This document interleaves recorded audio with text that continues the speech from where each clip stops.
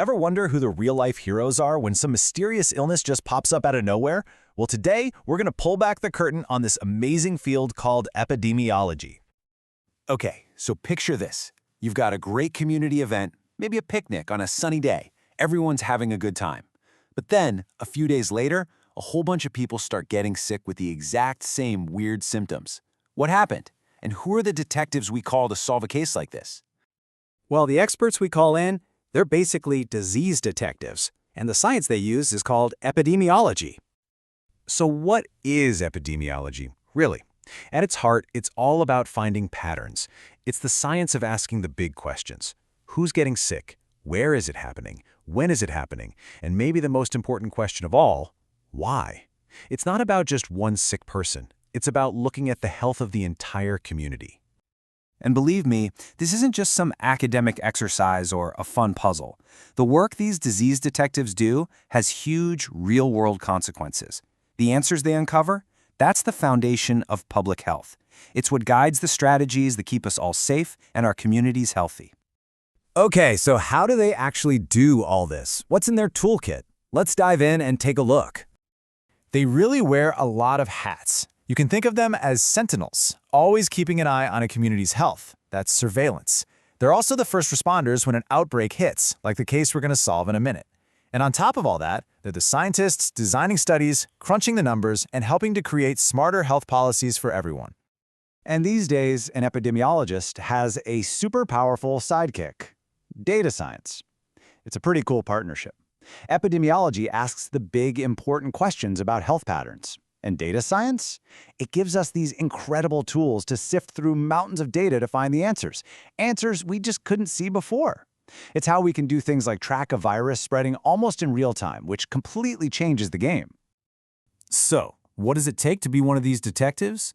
Well, just like Sherlock Holmes, you need a certain set of skills. You've got to be a great problem solver, obviously. You can't be afraid of numbers, and you need a serious eye for detail. But you know what might be the most important skill of all? Communication. Because finding the answer is only half the job. You have to be able to explain what you found to the public and to the people in charge so they can actually do something about it. That's how you make a real difference. Okay, we've met the detectives, we've checked out their toolkit. Now it's time to see them in action. Let's solve the case of that community event.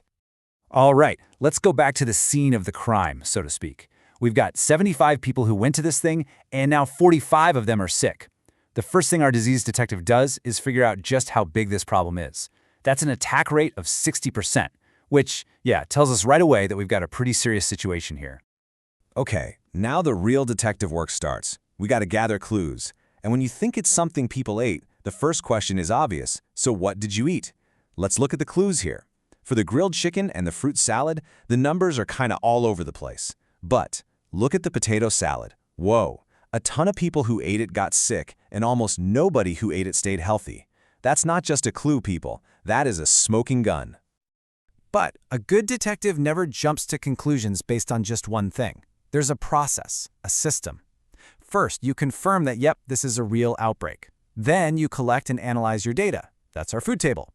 From there, you form a hypothesis, a theory. Our theory? It's the potato salad. Next, you have to test it. You rule out other possibilities, maybe send a sample to the lab, and then, once you're sure, it's time to take action and shut down the threat. And sure enough, based on that clear link in the data, we can say with confidence the potato salad was the culprit. A little more digging revealed it had been left out in the sun way too long, which is a perfect recipe for bacteria. For an epidemiologist, this is that aha moment. It's when all the clues, the data, the story, the science, it all just clicks into place. But solving the case isn't the end of the story. Not at all. The real goal is to protect people. So you take immediate action. Get rid of that contaminated food, obviously. But then you think long-term. You educate the community about food safety so that, hopefully, something like this never, ever happens again. You know, seeing how a disease detective can piece together a puzzle like that and actually protect a whole community, it's pretty inspiring stuff. And it might get you wondering, hey, could I do that? Could a career in epidemiology be something for me? As we've seen, it's a really dynamic job. It's this awesome mix of science, detective work, and talking to people. Epidemiologists are really on the front lines of public health, using what they know to investigate, to analyze, and, at the end of the day, to help build a healthier, safer world for all of us. And it's not just a feel-good job, it's also a field that's really in demand. I mean, according to the U.S. Bureau of Labor Statistics, the average salary is around $79,000 a year. So it's a field where you can make a real tangible impact and have a solid, stable career.